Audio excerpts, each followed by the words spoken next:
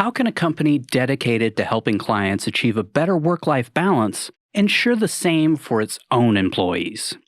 Today's guest, Pierre, CEO of Empire Blueprint in Melbourne, Australia, set out to answer that question by taking a holistic approach to automating workflows and streamlining processes within his organization.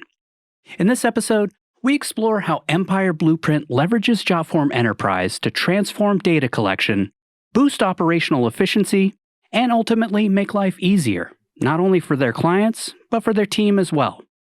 Welcome to Momentum, a podcast by Jotform where we talk about the technology, productivity tips, insights, and best practices that help us move forward in business and in life. Let's get started. 3, 2, 1. Liftoff. We have a liftoff.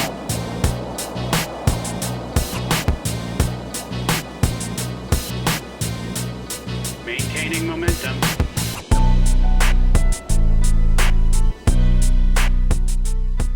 Hi, John. Sure. Welcome to the show. Thank you so much for being here.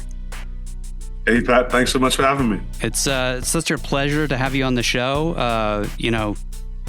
We've been looking forward to this for quite some time. I know we started talking about maybe doing this about a month ago, but I really appreciate you coming on the show to chit-chat about Enterprise. Thank you so much.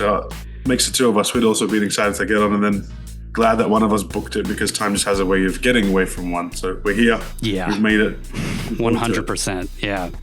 I guess let's start at the beginning. Why don't you tell us a little bit about Empire Blueprint and yourself?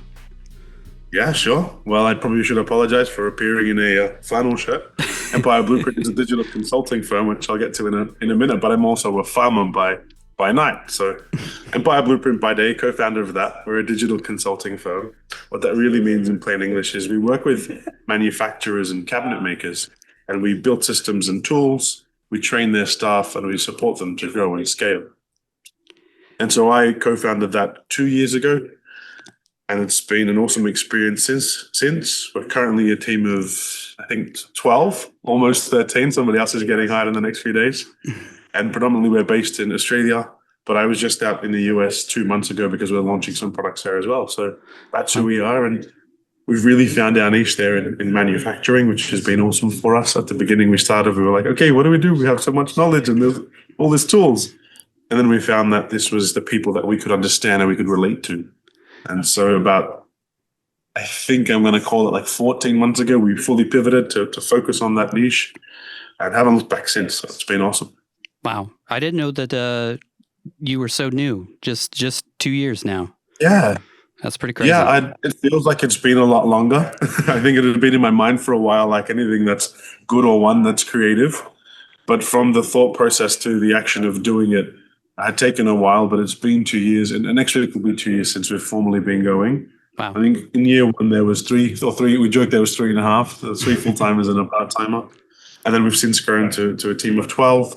And not only are we Australia and US in terms of services and offering, but our team is also right now across the globe. There's 4 or 5 of us in Australia, and the rest is spread out across different countries. And obviously, we have the joy of balancing different time zones. So, yeah, it's been interesting, interesting period, that's for sure. Yeah, we know all about that over here. What would you say is your mission at Empire Blueprint? That's a great question, and we keep finding ourselves redefining it every time we get asked this. But currently today is to make tools and systems accessible to manufacturers who are typically outdated or behind. And so when we look at the future, we think of something like AI, and for a lot of people, it's scary and there's fear around it. What we try and do is bridge the gap. We want to be the people that they can count on when they're introducing AI systems, anything that's new or that they're unsure of, and we want to be able to remove that uncertainty. Also, we've learned, and part of our mission is to simplify the language and simplify the uptake or the use of that technology inside those businesses, which are traditionally male, older, and probably some of the last people to adopt some of this amazing stuff that exists. So our mission is to take what's complex, simplify it, and package it neatly so they can understand it. And the better part is so that they can actually start using it today and not have to wait till tomorrow. Yeah, the stubborn old guys like myself. Right. And I guess had you asked me what the mission was a few months ago, it was probably more long-winded. So we found over the past 2 years, we had this huge idea and it was really vague. As we're progressing, which has been awesome, we're able to refine it and define it a bit clearly. So I dare say next time we speak, I'll probably have a nail to a sentence. Yeah. But we're definitely to simplify the chaos and to give tools that are easily usable for those people who would normally have waited or been on the receiving end of getting whatever, whenever. Yeah. Yeah, Plus, I feel that's like a not good enough. lot of people are in that boat right now. Yeah, A so lot. that's great. A lot. Yeah. What would you say are the main challenges that your clients typically face? Adapting to this new technology. I mean, there's so many, and I guess without sounding rude to anybody, it always starts on a personal level. So the age isn't necessarily a barrier, but the mindset we found is one of the biggest barriers is I won't be affected. I've been around forever. It's far away. There's some limiting beliefs there that would force us to say, well, whilst you may have been correct or you may think you're correct, we would highly encourage you to think outside of the box. Times are moving faster than we ever anticipated.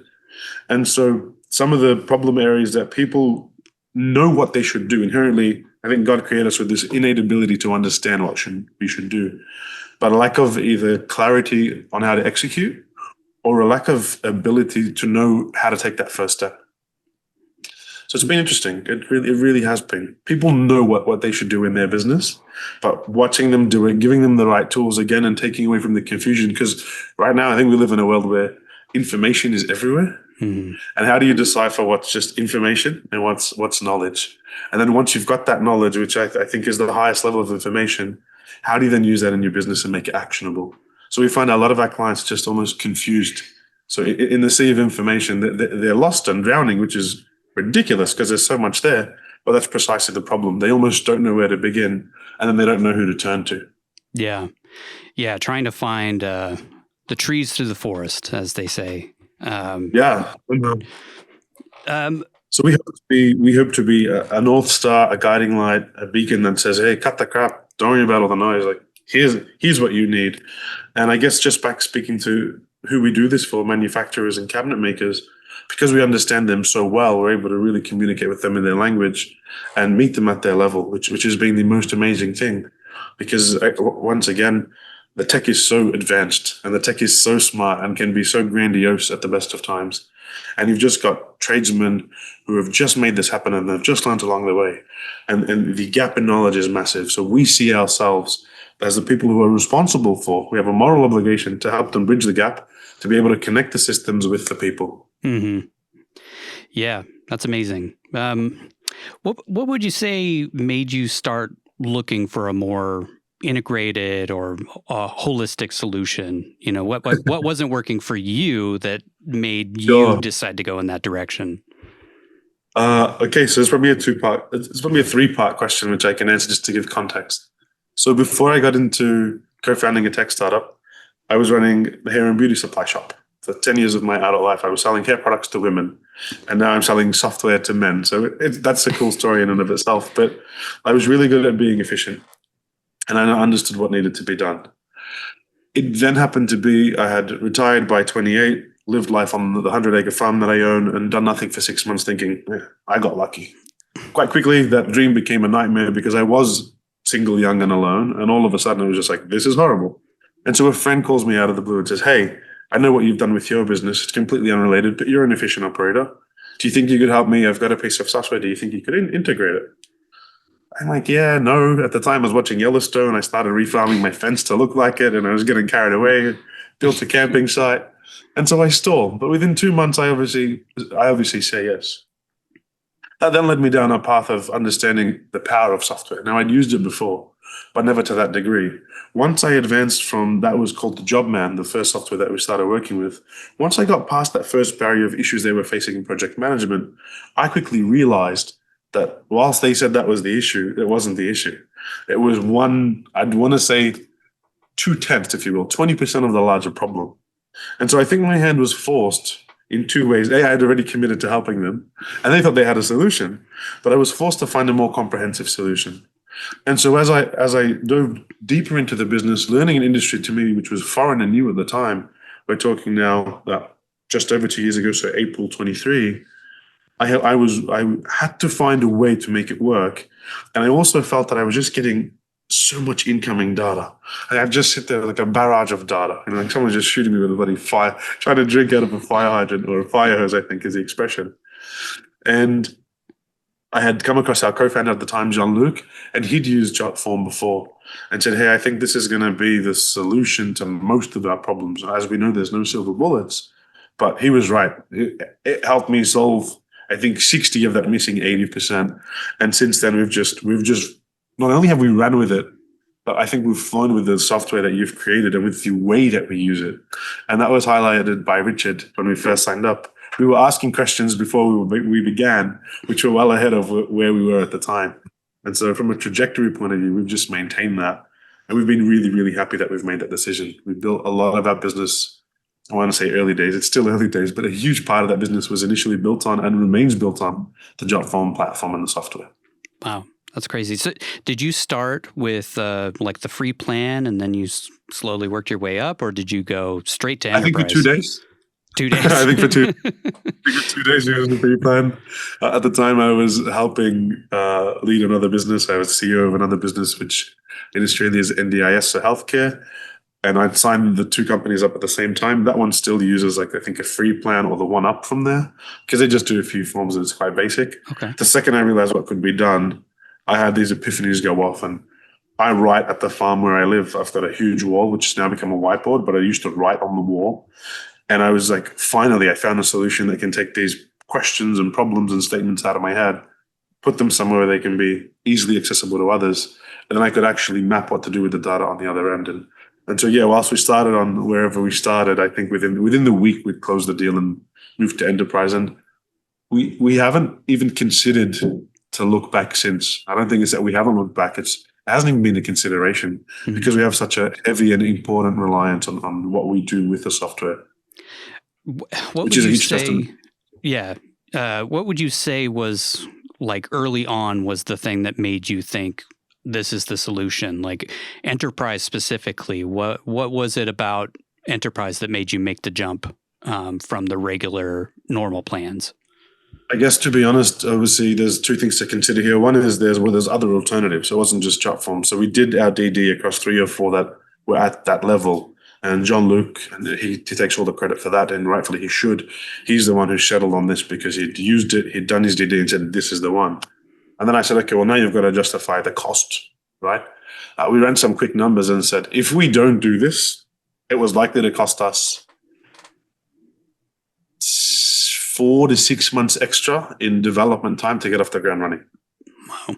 And so however you value your time, however much or little, 4 to 6 months is for me, is a huge amount of time. Mm-hmm. And when he said we can bridge that gap a lot sooner, we can get MVP up and running, we can start actually making some money, we can start crushing some of your goals, but more importantly, we can take some of that burden off your shoulders and get that stuff that was in your mind out. I was all for it. The reason enterprise was critical was because we were using the system in a way that wasn't the norm. We haven't really just gone and built forms and it's been the end of it. For us, the way that we report out the back of it, the way that we spit out PDFs, and that we do other amazing stuff that I didn't even know what's possible. I still keep learning stuff today, was really what sold us. And then what's kept us is the continual advancements. I mean, you've got AI agents, you've got your boards, workflows. The app just keeps growing and doing a lot more. And that we're actually able to get rid of some other subscriptions that we have and bring everything in-house. Yeah. A, it's better from a costing point of view. B, we're able to be more centralized. So to better user experience for both us, our team, but also our clients. Can you talk me a little bit through the enterprise resource planning implementation process? It's something that you talked a lot about in the case study that we did with you. So I'd love to hear more about the ERP setup and implementation and what it looked like before and after Jotform. So it starts like this in the same shirt. So back in September last year, my brother and his wife gave birth to their beautiful son. And so I did a 2-day stint just staying in them for moral support in hospital, as a big brother should. And I also had a looming deadline. And I needed to meet the deadline, and I wasn't going to miss the birth of my nephew. And so I stay up, I do the thing. I think for 2 or 3 days, I'm in the same bloody shirt. Like I haven't gone home. And then I go straight to the office. I then start playing back audio. I have 16 hours of audio that I've recorded over 3 days from a client I was consulting with.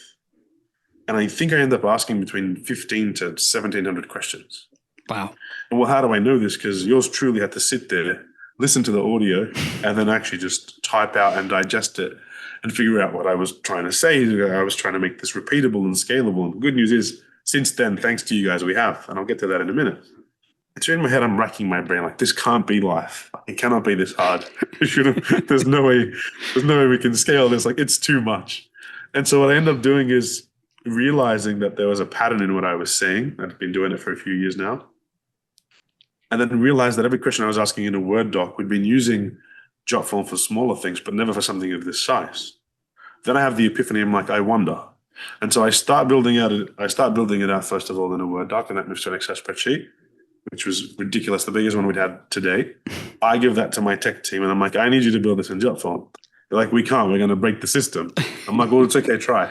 And so I think they end up building a form which is like 1,700 questions across 2 days that I ask. Wow. And they're 2 full days, so it's 16-hour days. They then build out 2,000 conditions with conditional logic, formatting, and like a bunch of wizardry, which is, I mean, I knew about it when they were building it. They're like, you're asking for a lot. I said, I know. We don't know if the system can take it. I'm like, it can, and we don't know if we're competent. I'm like, you've got this. What do you need? Like more caffeine, more time? You've got it. Just get through it. And so I think there's 2 or 3 of them working on it for the course of 7 days straight, and they get there. And at first it glitches. At first we glitch because I'm reframing what we want, and then they figure out how to make this thing work. And we get to a point where we now have built out a form inside an application, which our trainers who, if you've watched any of my YouTube content as Corporate Cowboy, when I fly or our trainers fly, they now get to take this app with them. We obviously have an audio recording device to capture the data, but we've also got the question set. And now what used to be something that only I could do because I was the smartest or no one could be like me, it was a complete bullshit, right? It was, I just hadn't taken the time required. And I think this is great for any business owner who's like, I'm not, I can't be duplicated or I need a clone. It's like, you can do that. You've just got to put in the time. And there's a lot of time and a lot of effort. And so once I put in the time and effort, running on bugger all sleep because of the birth of the nephew, I just was on some kind of high. And I power through it. I create the questions. Within 2 weeks from his birth to the form being created, I've got a tool. The following day, so I think they finish on the Sunday, the Monday, I'm in Queensland on a project. And I remember just reaching out to the group saying, you bloody legends, like you just did this. Freaking awesome. Thank you so much. And so now I had a way of storing data. And the better part was, and I'd love to share this with anybody who's listening, is because we understood early on that we were building out such a big question set and coding was important, we were able to code what we were doing. And then the audio transcript could be run through an AI model, pick up the pieces, and then go out and fill out the form. And so that was awesome. Why do I tell you that? Because that's, for us, how we started in the ERP space. ERP is Enterprise Resource Planning. It is a tool like any other tool for big companies who have many moving parts. And so for us, manufacturers use it all the time. It's got CRM built into it. It's got payroll built into it, accounting functionality. It's the mother lode, if you will. Mm-hmm. And so we use it as a way to capture data for certain ERP systems like Jobman, like Energy, like Odoo, like Microsoft Dynamics. And we capture the data when we're in consults with clients. And then we're able to retain it and present it in such a way that when my team goes out to build the systems for the people we've consulted, they've got this awesome repository, if you will, that is neat, tidy, perfect, everything's squared away. They literally pick up the PDF and know that that data belongs in those fields. And so what we saw now was our build time. It was ridiculous.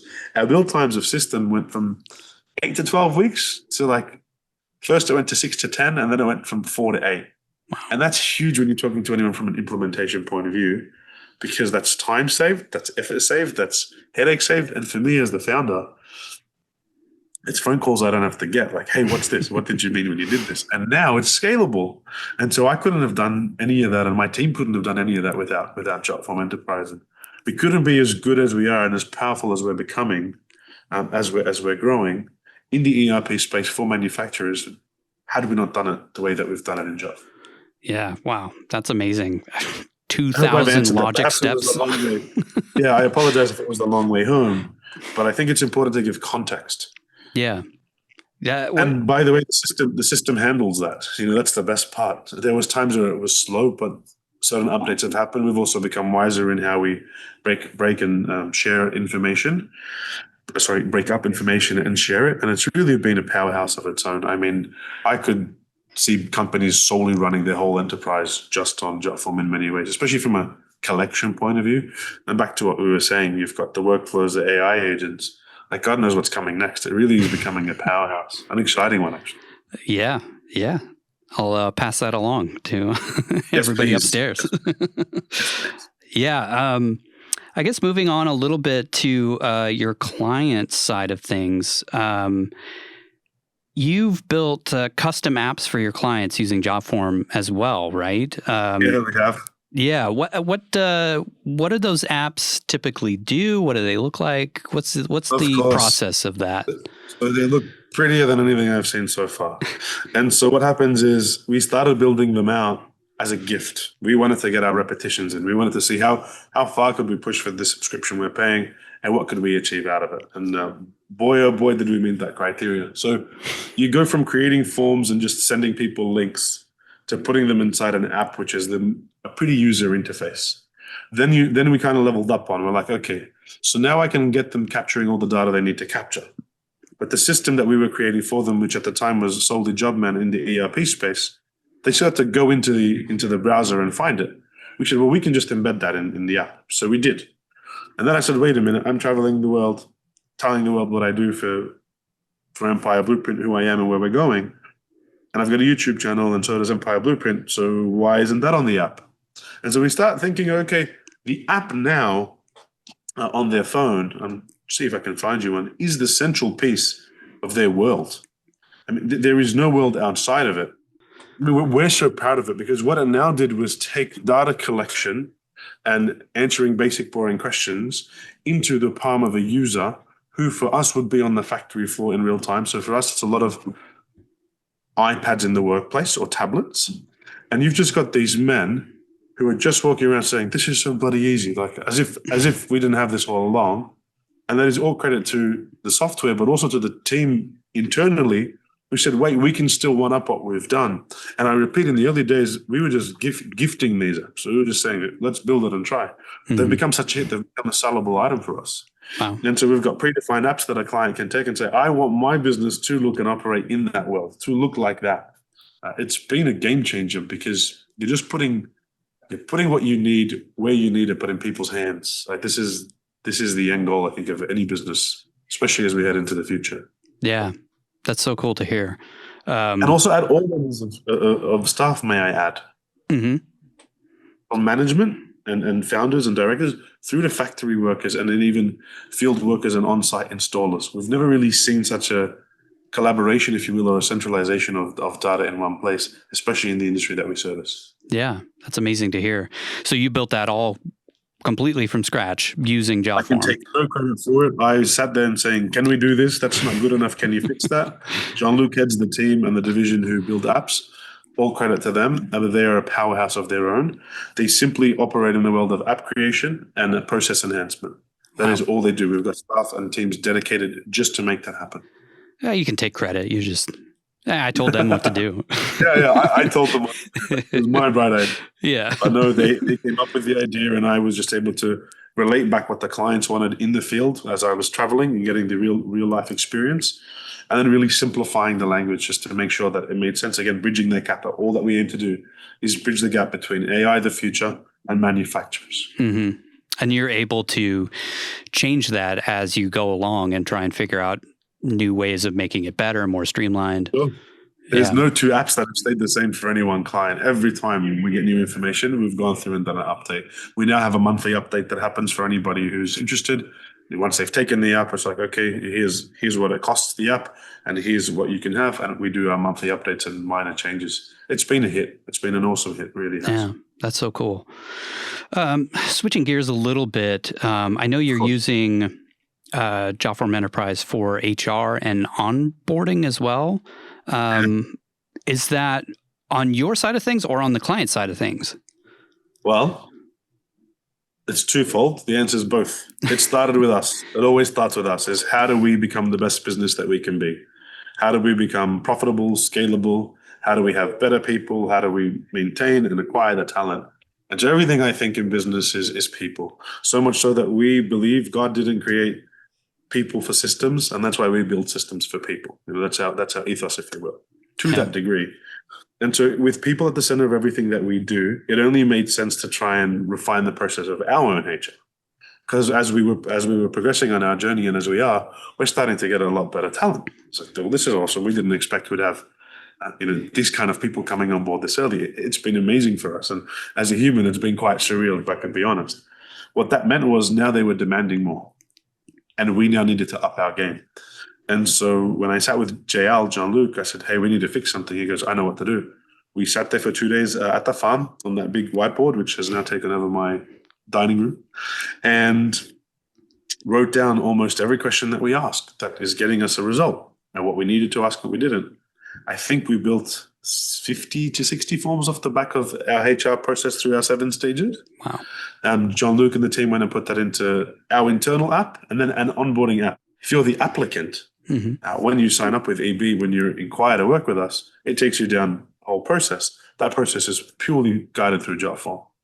And so it's been amazing. What it's also done, once we did that, it gave us the idea, well, hold on, this is sellable to our clients.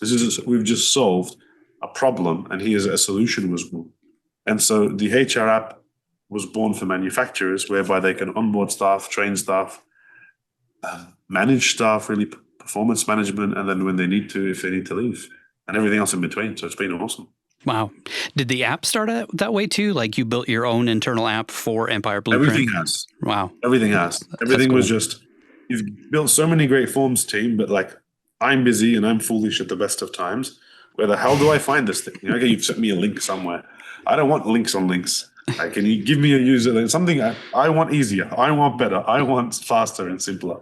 And so that was their own doing. I do want to add one thing because I love quantifying things. I think it's very important.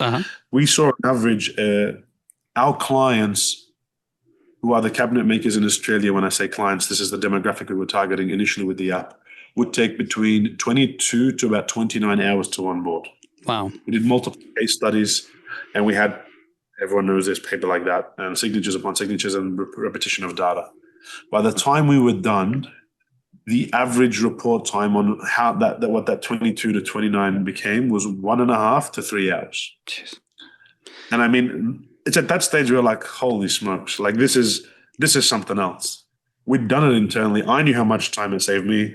My dog was loving me for it. The cows at home were happy because I was back at home more often.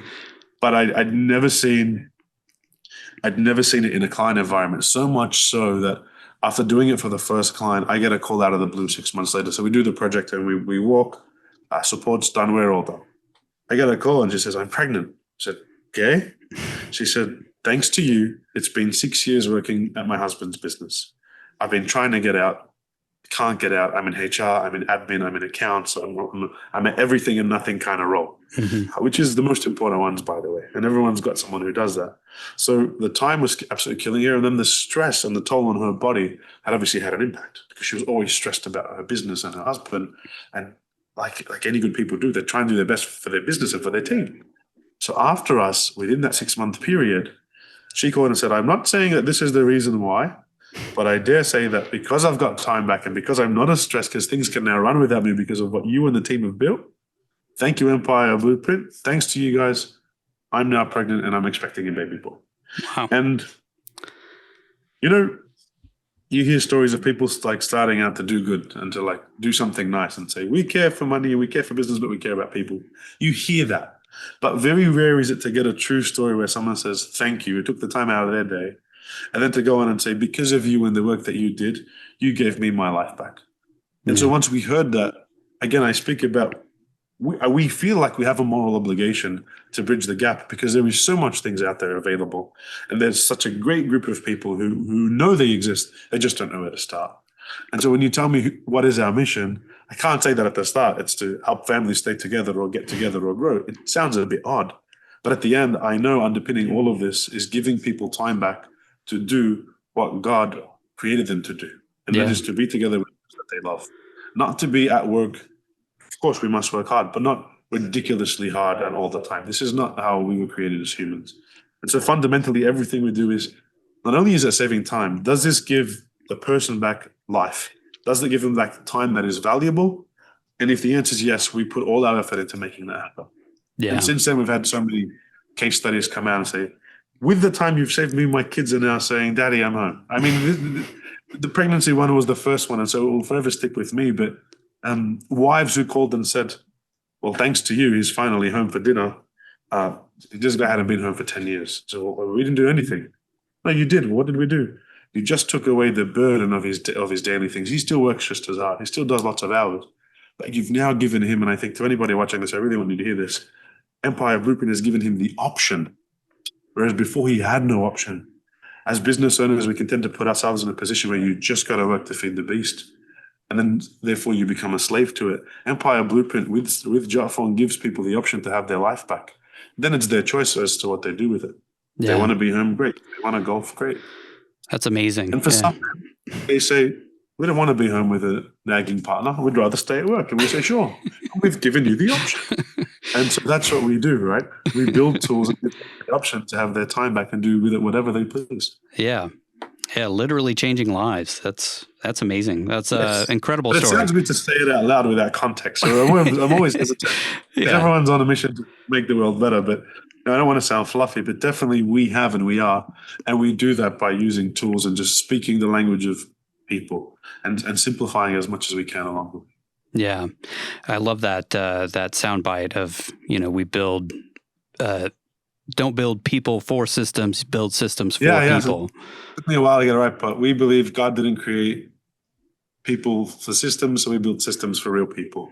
Yeah, that's a I said great it once quote. by accident in a cafe. I was practicing in early days what we do, and it was like, I'm not getting it. Like, she's not getting it. I've said everything, and then I just looked at her. I said, okay, I'm gonna try something, and I just blurted it out. And she looked at me. I'm like, again. She's like, she nodded. I said, and then I quickly wrote it, and so quite quickly that became something that I've carried with me since that point in time. Which is, I think that's the crux of who we are and the reason why we exist. If I could pin it down to one thing, it's exactly that belief.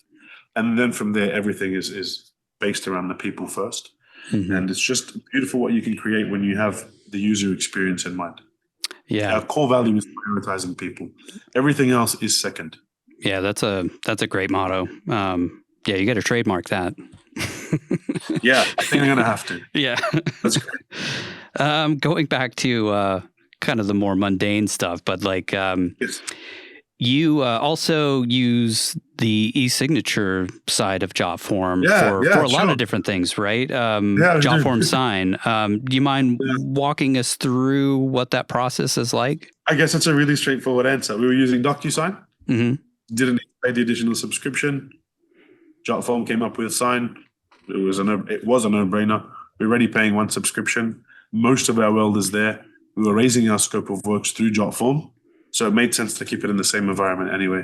So our scope of works tools, which allow us to quote, propose, and then move forward with work, were already built as templates in Jotform. We were populating data from one generic form that would fill out 20 pages of T's and C's and all the agreements and all the fun stuff, if you will. Mm-hmm. And then all that was missing was we'd have to download it and then upload it into DocuSign to be signed.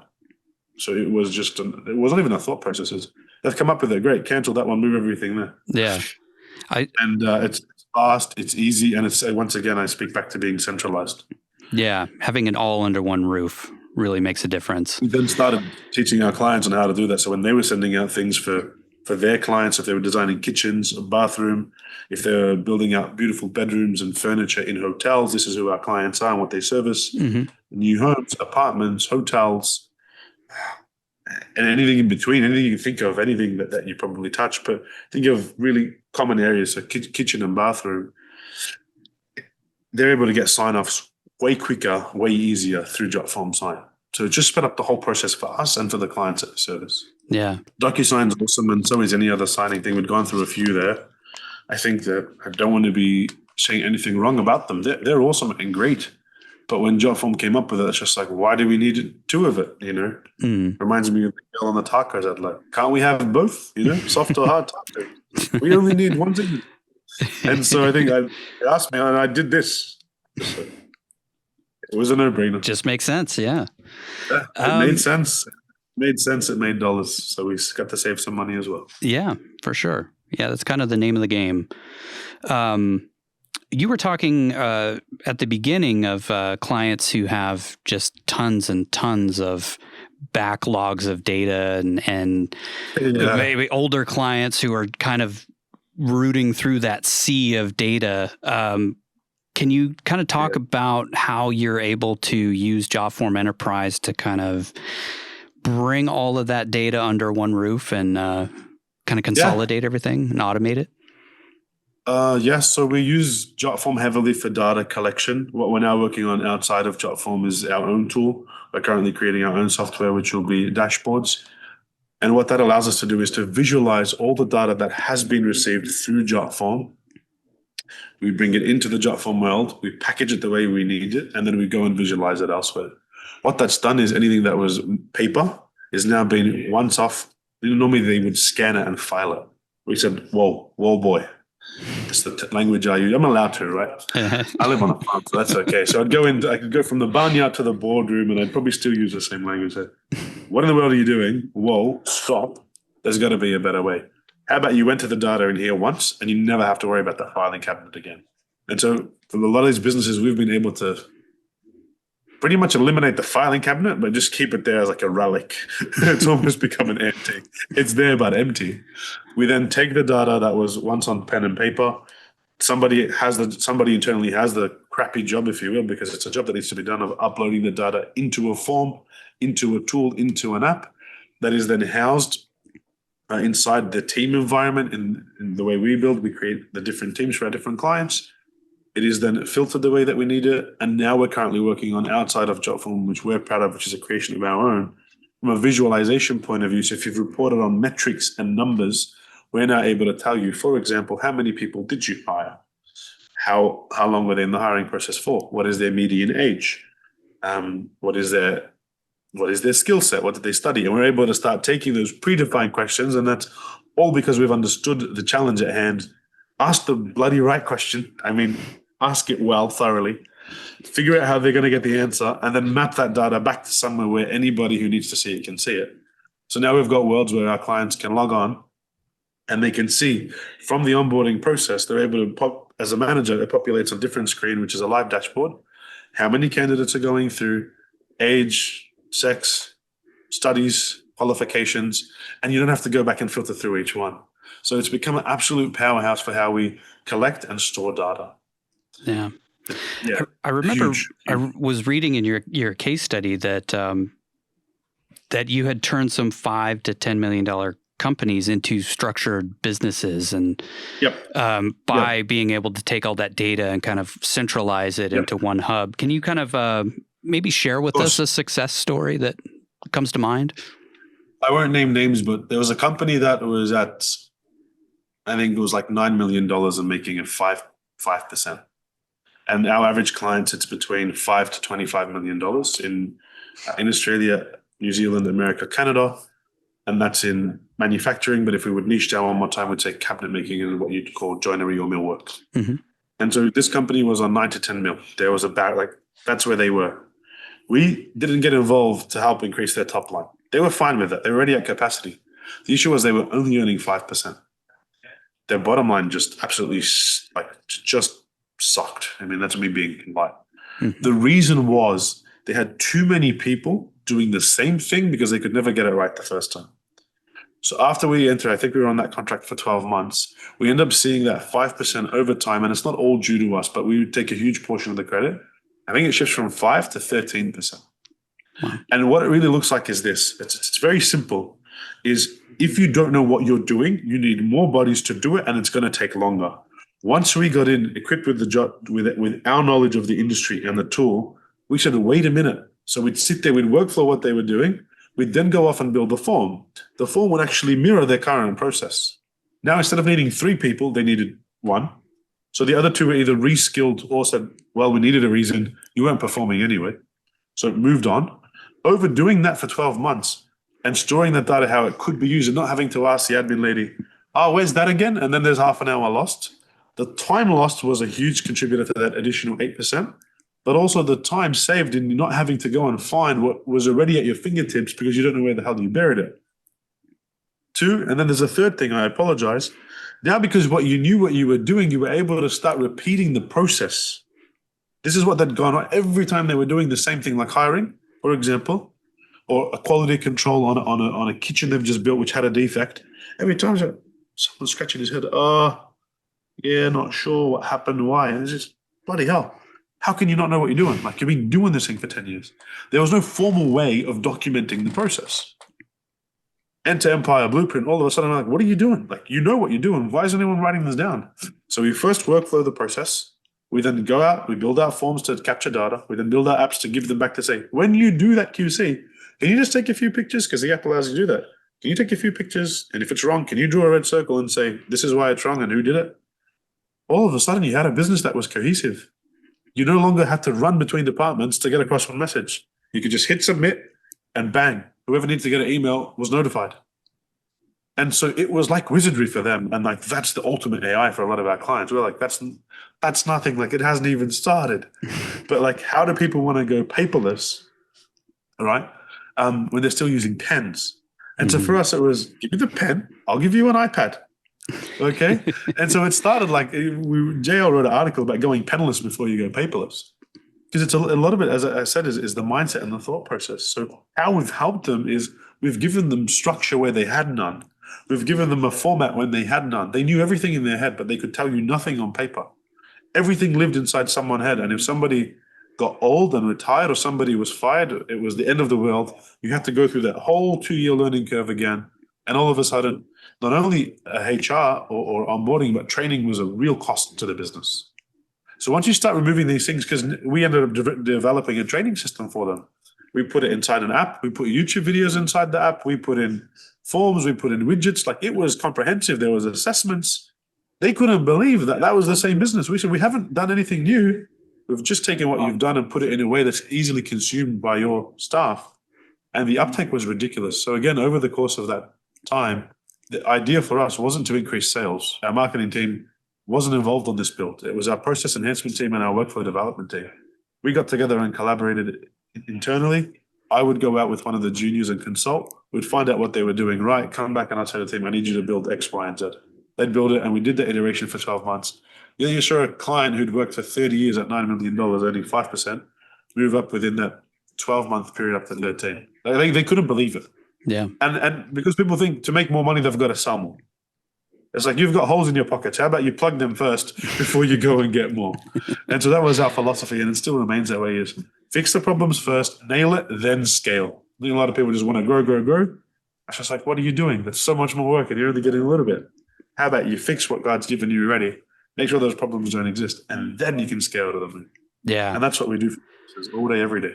That's great advice. I love the analogy of the holes in the pockets. Like, you need to sew those things up. Yeah, and the more pressure you put on something like that, the bigger they become. If anybody's ever got anything, little hole in your pocket, you lose a 5-cent coin or a dime. Over time, somehow you start losing bigger things, and at the end, your mobile phone ends up down your sock. We've all had some crappy experience like that. Yeah. You could have stopped that when it was that big. Uh-huh. You thought, if I do more of the thing, that'll fix it. No, you didn't. Not only do you have to do more work because now you've got to manage more sales and a bigger team that's doing that, you now also created a bigger problem. You think you've done something good, but I promise you, had you spent that time in fixing your systems, the growth you would have got just in keeping the margin and increasing the bottom line and that extra profit would have far outweighed the additional sales that you worked for. And so I think people are really interesting. We always look more. How about we start looking at what can we do better that we've already got? That's our approach, is relax with them all. Promise you we'll get there. I'm not going to do more of the wrong thing. We're going to do more and better of what's working. And then I promise you we'll double down on what's working, because then you've got a scalable, repeatable business that can grow. And then you can plug in AI stuff. And now you're on. Yeah. Now you're cooking. Now you're going to crush it. Cooking with gas. Yeah, that's all great. Really great insights and great advice for businesses to scale, especially businesses that have been kind of stuck in one thought process for a long time. I know there are so many businesses like that are just kind of stuck in pen and paper. Fundamentally, it's a human flaw. It's just the way that each of us as people address the topic. I mean, I don't hide the fact. I'm not quiet about it. I think I'm quite loud, but not in a rude way. It's like, people listening, You have the ability to change what you do to have a better life and to have a better business. The way of thinking that got you here. It's not going to get you there. So unless you say I'm happy here, which is fine, but if you've got a goal to grow there, you cannot rely on, well, I used to do this, it worked. Used to, my friend, not anymore. Leave it at the door. Thank God it got you where it's got you. Now it's time to level up and move on. And you can do that by really taking a long, hard look at, okay, what's the business doing well? And you just need to double down on that. You just need to keep getting better at the basics. That's the stuff you can automate in the future. That's the stuff that gives you the competitive edge. It is focusing on what does the client say is work? What is that user experience that they're enjoying that allows me to keep showing up as the best option every time. And that's all we do is we keep going back every day and doing the basics better and better up until we say, okay, we can't make this experience any better. It can't be any faster. It can't be any more seamless. Then we say, okay, now we have something that we're ready to show the world. Yeah. That's amazing. Kind of ushering people into the future and kind of changing that entire mindset. Our clients love using the languages, will you hold my hand? And at the start, it's a weird concept, but then I'm like, you know what? Yeah. And so yesterday I was speaking to a beautiful lady, she'd be 60, about ready to retire, wants to throw in the towel. I'm like, wait, we can help you with your business. You don't have to do that just yet. Moral of the story was, she said, I just have one question. I said, sure. What is it? She said, I just want to know, and I was waiting for it. Will you hold my hand through the journey? Of course. Yeah. Of course. So sometimes that's all people need is someone to guide them through it. And so that's our job, right? It's to be there to support them, encourage them, and guide them along the way. What's next? What's next for Empire Blueprint? What do you optimize next? What do we optimize next? This is exciting for you. So right now, the JobMan software that we'd relied on, obviously we did the custom implementations for ERP, but I was just in the US, as I shared with you earlier this morning. We're just launching our team in the US. We're launching a training product, which is awesome. So it gives the champions inside the businesses real life insight how to build the system. So now we don't have to go out building it anymore. I can train the trainers, and our trainers will teach the students who will internally become the champions. And so I've got a few workshops coming up remotely like this. I've got one in Nevada, one in Texas, one in Idaho. It's really exciting for us. But what we're doing is bringing our skill set that we've now honed in for 2 years on JobMan and on other ERP systems. We're bringing that to students in a way that's like a package. So it's really easier for the CEO, director, founder to say, oh, I want that. You just buy the thing and you buy the thing and here's the results. But the best part for you guys is we're building all of that in Jotform. So right now I'm tasked with building out another mega question set, which is split over 16 sessions over 8 weeks. And yours truly is tasked with what's everything. So those 1,500 questions I spoke about earlier when my brothers gave birth to his beautiful son, Isaiah. Uh-huh. I now have to reframe all of that as though I'm teaching students. That's going to now go into forms, into our app. And the first iteration of that was actually almost like in time for this was completed yesterday. Wow. Because we have a show in 10 days, that we have an expo in Melbourne in 10 days that we need to be exhibiting at. And that is going to be our holy grail. That's our Hail Mary, if you will. The scalability as a company is, look at that. Don't you want to get that? Don't you want to be trained like that? And so we're super, super excited, but that's what I'm currently optimizing at the moment. Wow. Yeah, that sounds amazing. Just for context for anybody watching, it's taken me 2.5 days to figure out one framework. Uh-huh. I will now be able to do the remaining 15 within 1 day. So anybody watching this who's on the grind, who's trying to make stuff happen, it's just like, it's taxing, it's tiring. Sometimes it feels like it's all for nothing. Yeah, I get it. That's business, that's life. Don't give up on the basics. Don't you dare think of stopping. Just keep going. Sometimes the first one can take 3 to 4 to 5 times longer than you would even anticipate. Like, it's wild. But then the fact that one could take me 2.5 days, but then 15 could take me a day, like, that's saying something. And that is purely credit to anybody who just gets in and does the thing and has a system like Jotform which can document the process and give it what I like to call a logical sequential flow. So things just make sense. Innately, we're human. We want things to be easy. Guys, if you can understand this concept, and I know that you can nail that, and you can use Jotform to document and hold that for you. What's waiting for you there on the other end is out of this world. For us, it's changed our business and allowed us to grow. Yeah. Couldn't have done it without it. I can't think of a better place to stop. Yeah, it's truly inspiring. which I didn't expect to be inspired by this, but really, that's good. some amazing advice and very inspiring to hear. And you making me want to come out and visit your farm and come over to Melbourne. 50 minutes out of the city, north of Melbourne, 100-acre farm. We run a Black Angus cattle. Gives me the name Corporate Cowboy. If anybody's watching this and you'd like to follow more, please, you can see me on YouTube. You get to follow my antics between being a farmer, a friend, and a founder. So they're the three things I get credit for, and everything else in between. But thank you so much for having me on. I'm really, really glad that we did this. And I also probably look forward to doing this again, either with you, because our podcast is about to start, but even whether that happens or not, I'd love to touch base with you in 6 to 12 months and get to share with you our journey and just how far we've progressed. Yeah, that would be amazing. I would love that. I can't thank you enough for coming on the show. It's been a pleasure. Anytime. I really enjoyed it as well. Yeah, hopefully we can chat again soon. Thanks so much, Patrick.